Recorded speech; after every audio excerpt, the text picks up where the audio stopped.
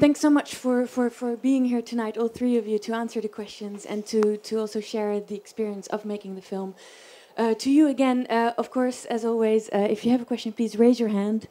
And there's a microphone, so please wait for the microphone so everyone can hear you. But before I open the floor for questions, I was wondering if maybe the two of you could take us back to the beginning, how the film came about, and then Christo, if you can chip in at some point and say when you came aboard and what really appealed to you to be part of this film. I think George and I had never been to the region before 2 years ago when we travelled out there for kind of a recce for a film that we knew we wanted to make, but we weren't sure exactly what route it would take. And we both remember watching on our TV screens the war back in the early 90s. And we asked ourselves, what was it like there, growing up there today? And then we came across an article which talked about young people, ages 17, 18-year-old, who were born from the product of wartime rape. And so that's kind of how the story started. But then when Sophia and I actually went out there in November 2012, we came across a whole load of young people who actually were living different consequences of the war. So that's how it kind of started, really. I think we probably had about 15 young people with different stories, interesting stories. But after the first 2 trips, we stopped filming 2 other kids as well. And we decided that these 4 are very, very natural, and we felt that they just offered up their lives to us in a non-artificial way. And for us, that was very important, that when we switched the camera on, that they told us about their lives. They didn't need to dress them up or anything. And we felt that we had a connection with them, and they were quite relaxed with the camera, and it made sense to follow their lives. And they all had something that was kind of happening as well.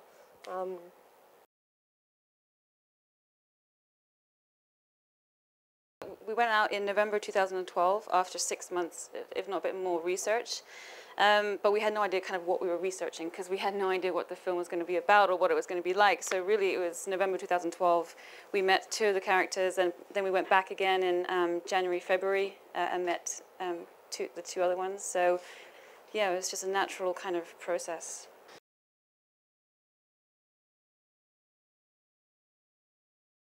We hounded him.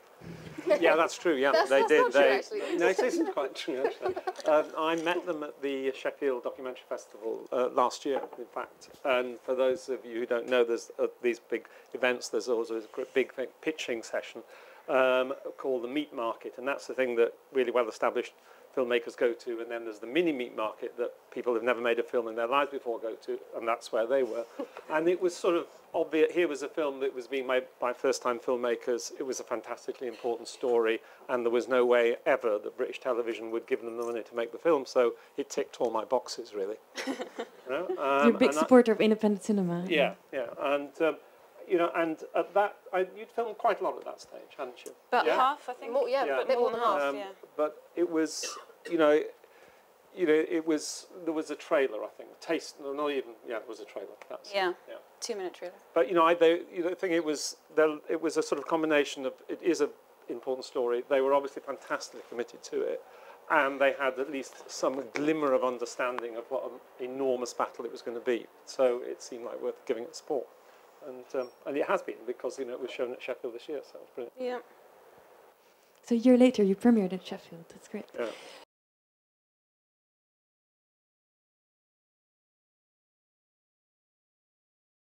I think we kind of felt like it wasn't necessary, and it didn't feel natural.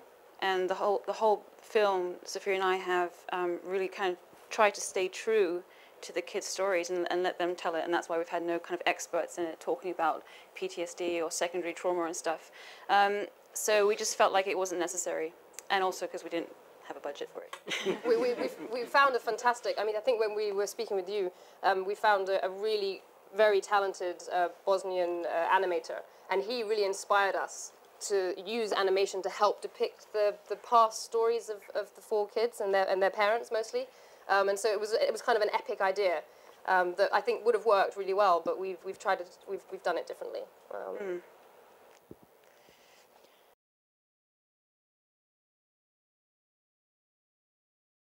short answer. It was, I think, because I don't think Miroslav Bralo would have given us permission had we not been filming his son.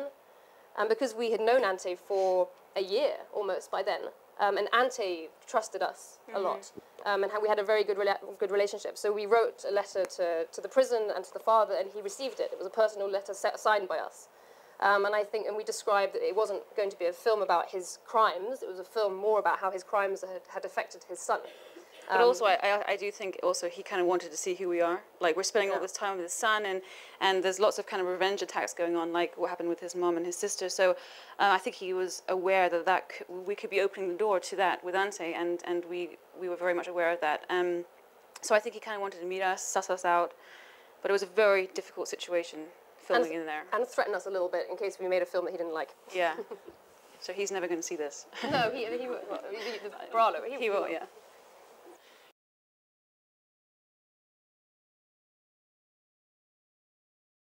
Yes, we are. We're going back in the first week or two of November. But they know a lot about the film. Yeah. We've shown them lots of different clips, and they know what we're doing. And we're going to go back in November and show it to them. Yeah, and we didn't feel comfortable sending them like a Vimeo link, because we wanted it to be seen by them individually with us there. That's very important for us because some things are sensitive, to them. So.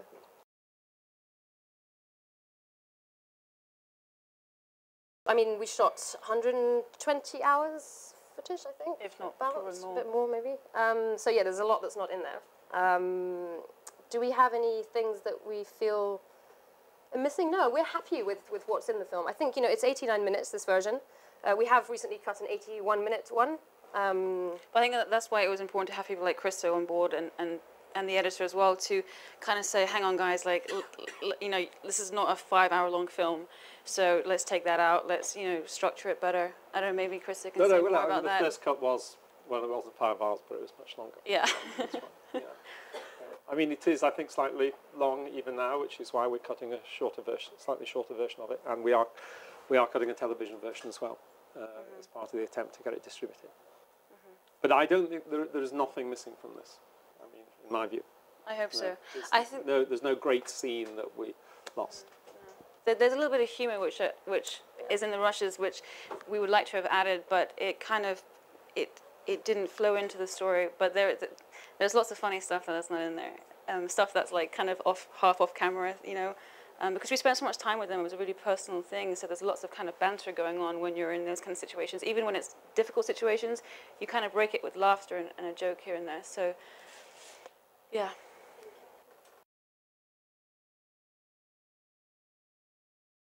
I think Elvis, it's a very good example with Elvis. Last year in September, we filmed him going back to school after a year of being out of school after his mum died. He had a very bad year of drugs, suicide and everything, and that's when we were filming him on and off. And so we filmed him going back to school last year, and he then didn't go back. After a couple of weeks, he dropped out again. And we tried to speak to the local housing where he was sheltering to try and get them to take him back in, and it all backfired.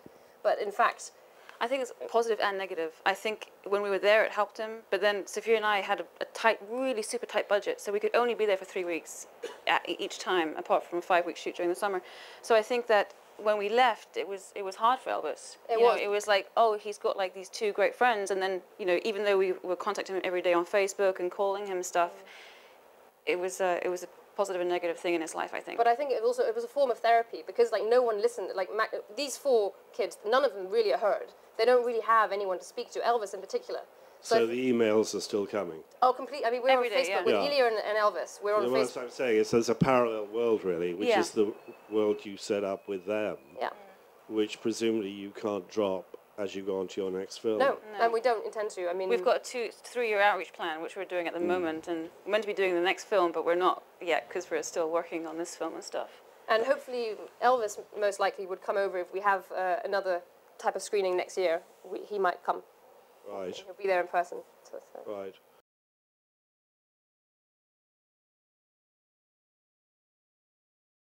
No, we try to, because it's a grey situation, a grey area,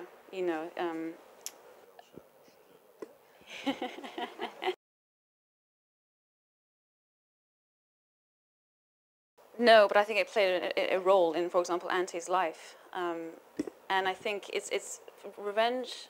Ilija doesn't feel revenge, I don't think. I think he's just in this confusion state about why his mom doesn't want him. And he denies the fact that she could be the product of rape. Or he could be the product of rape, sorry. I don't know, it's a good question.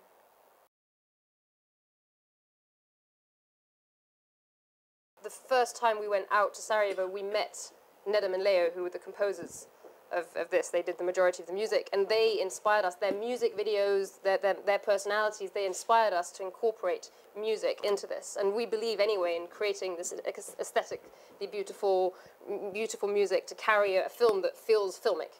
So that was very important from the start, and we wanted to work with local musicians. And I think we always showed them different cuts, we showed them raw footage, and they interpreted our footage and made their music, which was really important to us. The two songs that were not theirs, which is these two, one is this Thompson, one is this Cheshire, that was like when we first told people that we were going to put in, they're like, "Wow, shit, really?" I mean, these guys are not well liked in a lot of places, and so it was a risk. But again, it's what they listened to, it's what they wanted to have in, so that's what it was. I also think with the Magdalena, she's Croat, Bosnian, and she's listening to a Serbian singer who's hated by the entire country. She doesn't apologize over it. She listens to her pop idol, and I think that really represents a lot of truth in that region. And I think if you know the region a little bit, you will question it. But also, it also represents a unique, in some ways, because this young lady, she has no kind of ethnic lines in her head. Her best friend is Muslim, even though her father is like, proper pro-Croat, and she represents the positive things, which is like there's no ethnic boundaries for her, which is fantastic.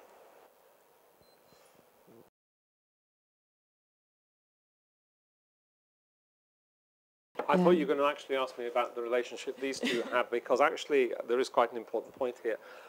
You're right, I have produced quite a lot of independent documentaries, and I have this theory actually that siblings are the best people to make films together. I would agree, as long as they get on with each other, which these two do. Because it is an unbelievably difficult thing to make a film like this. There are so many decisions that you have to make, and it's such hard work, and it's so easy just to give up. And the thing that has sustained it, actually, and this is not the first time I've had this experience of working with with relatively inexperienced filmmakers, the things that sustained it really has been the strength of their relationship and their commitment to it. So it's an interesting observation that if you're a single child like I am, give up, hoping to be a filmmaker.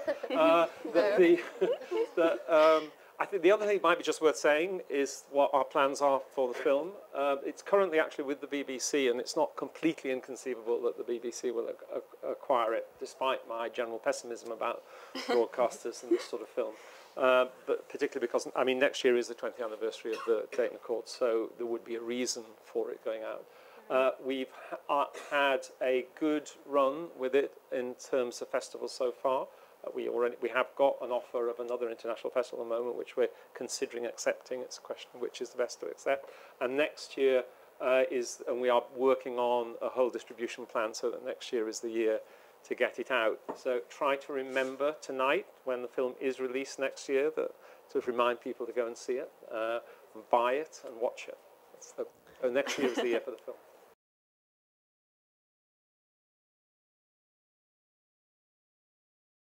We had very mixed kind of feedback from people on the ground when we were making the film. Sometimes it was positive, sometimes it was negative. But Sophia and I were definitely always open with everybody that we talked to, everybody that we filmed. We said what we were doing and why we were there, so everyone knew. Yeah, I think that was really important, and we kept on reiterating it as well, especially with Ante. Because in the beginning, a lot of those interviews where he's first speaking about his dad and his dad's crimes and everything, we kept on saying to him, Ante, you know the film that we're making. We're coming with you to film your dad and your visit to Sweden because we're making a film about the consequences of war, and you're living with the consequences of war. So, because they were underage, apart from Ilija, when we started filming them, we wanted them to know what we were doing so that they weren't like caught off guard. And because we're sisters, we're very relaxed. It's an easy environment. We're not like investigating, and we're not. So they told us things. With Magdalena, they would offer up things, and we didn't want to feel that we were, secretly coaxing it out of them. So I think they all knew exactly what we were doing. and they knew they knew that we were filming 3 other kids, and the people around them, like Drago and Walter. We were in contact with them all the time, and we'd ask people for advice as well, you know.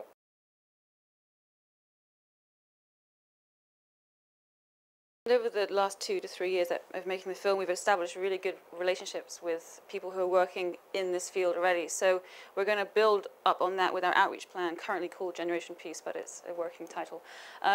So we're very much enthusiastic about using this film as an educational tool and to bring it back to the region and to tour it amongst universities, schools, NGOs, conferences. We've got a 20-minute version. We've got a 45, well, we have a 45-minute version.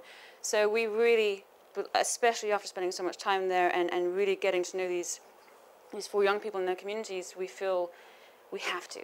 We really have to go back there and use this film as much as possible. And we've shown the promo and some extended, like, 10-minute clips that we've got to people like in OSCE, within UNICEF, within the Sarajevo American University, and they're all like, wow, we can't wait to watch the full version, and we would really like to help you tour it. So I think this film has a big outreach plan. At the moment, it's quite daunting for George and I, because we are a tiny team of people doing it, and you know, we want to go on and make our next film, but we cannot lay to rest this film for another 3 years, because the point is that it's screened in other areas that are being currently affected by conflict. You know, to learn. That's what we believe in with documentary filmmaking, in a personal, quiet, character-led kind of way. So, but we can give you our outreach plan, Roger. But I think you do raise a very important point, that this is sort of a forgotten consequence of war. There is this sort of belief that when the war's over and the peace accords are signed, and people start buying Mercedes-Benz in the world, you know, and McDonald's open, that the whole thing is solved. And of course, as we know, it's not, and as this demonstrates, it's not. And I think what's interesting is that the enthusiasm of lots of the groups working in the field for the film, the other side of that is a lack of response from politicians, you know, and the way the film can be very valuable is raising the game politically so that politicians understand this. Can I just add one more thing? Sorry. We also recognise that we are not experts, and we don't want to be experts in this subject. So that's why we're building a really good team at the moment to help us create this outreach plan, because we are the filmmakers. We're not experts, and we really know that. So that's why, yeah. Bosnia television, yeah, definitely, we're talking. Yeah, we're talking to lots of people in Bosnia and the region.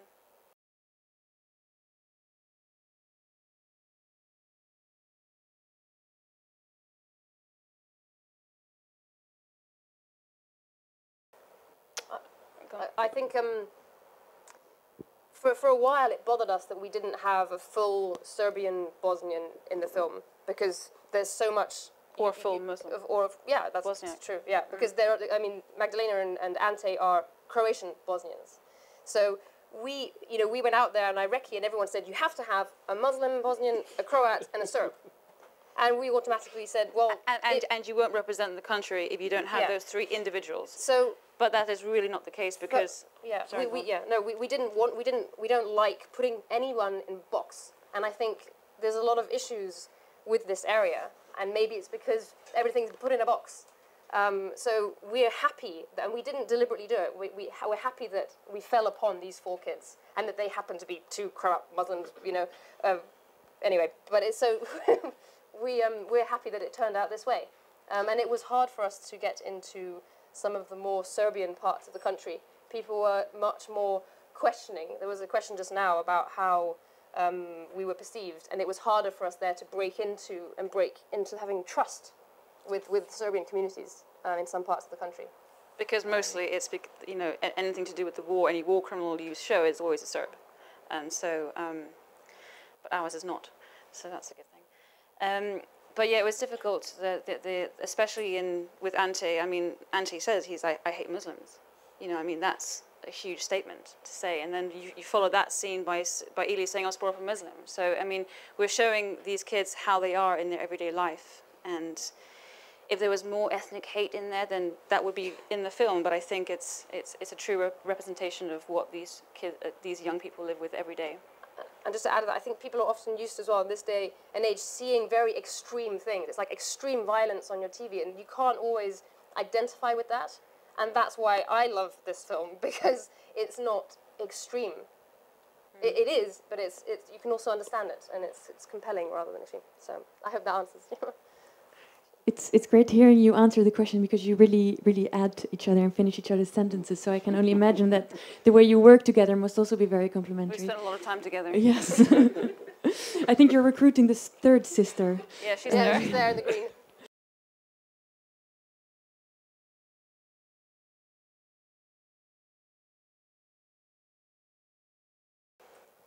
I don't know what it would be like to be a man, but I think it probably breaks the ice more. I don't know. I don't. That's okay. I'm happy to be a woman. Yeah. We do have time for maybe one final question. Yes, go ahead. You'll get the. I think you've got to start taking it one step further, which is the real reason why it's so powerful is that we're kind of gobbling up the details of the history of the former Yugoslavia and the wars. Mm-hmm. But what really is overwhelmingly there is something to do with gender. To do with gender? Yeah.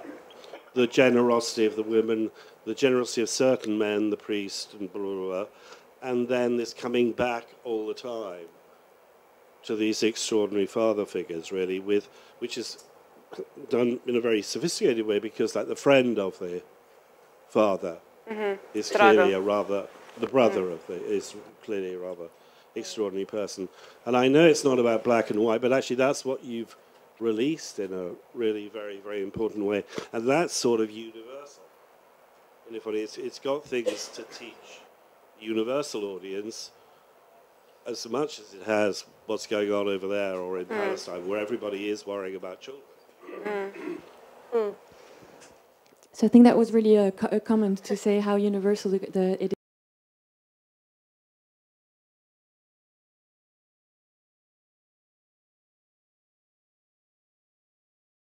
Like if Predrag, Magdalena's father, had been given the help he needed during those first initial years after the war, then maybe he would not have passed on his PTSD to Magdalena. And so we're looking at two things here. We're looking at how we can help 20 years post-conflict generation, but also why they get into such situations they are like in Bosnia today. They weren't given the necessary support that they should have had. Also, I'm talking about their parents, So there's two big issues there.